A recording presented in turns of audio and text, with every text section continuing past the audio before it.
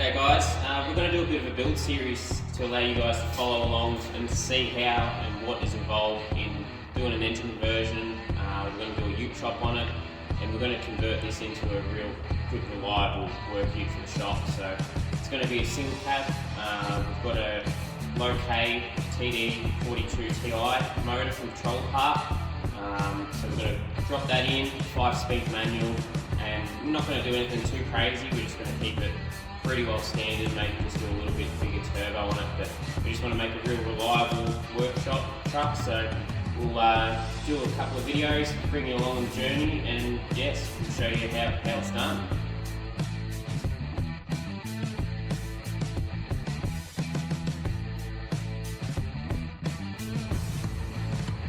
So as you can see, we've pretty much brought all the running gear out of this factory turbo diesel GU ute from Patrol Park. So they've supplied us with absolutely everything we need to do a conversion. The only really custom part we're going to have to do is we're going to have to send off the engine harness loom, the one out of the car, and then someone will splice that together and literally make it a plug and play conversion. So we've got a decent looking gearbox there, the motor, it's all ready to go, all the turbo system. Got the intercooler in the back of the truck, and all the clusters and aircon lines and everything. So it should be a pretty basic, simple sort of conversion. Yeah, get this other motor ripped out and we'll hopefully get it in there this afternoon.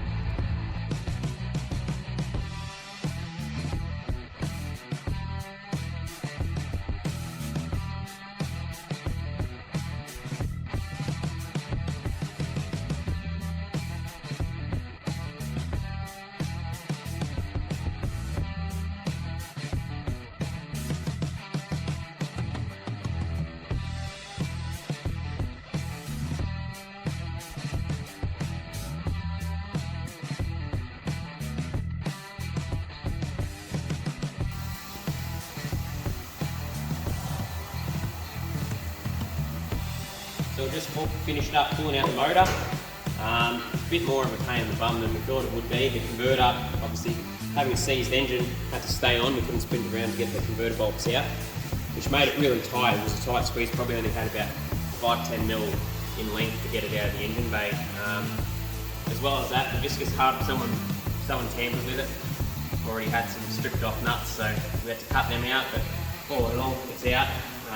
So now we'll just pull out the transmission and get the transfer case off and button that up to the 5-speed manual, and then start putting all the new stuff back in.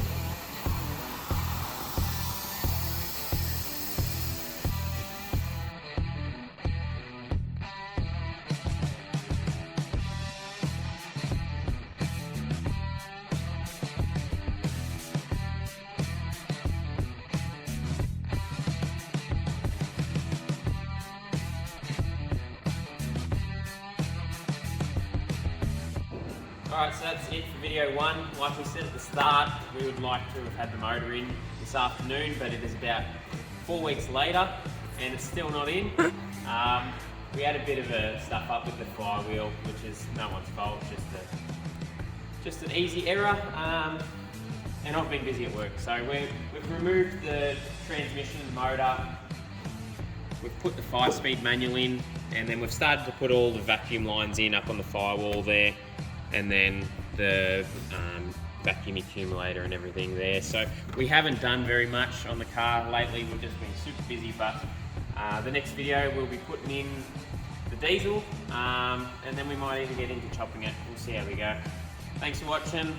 Make sure you like and subscribe and follow all our social medias, and we'll be putting up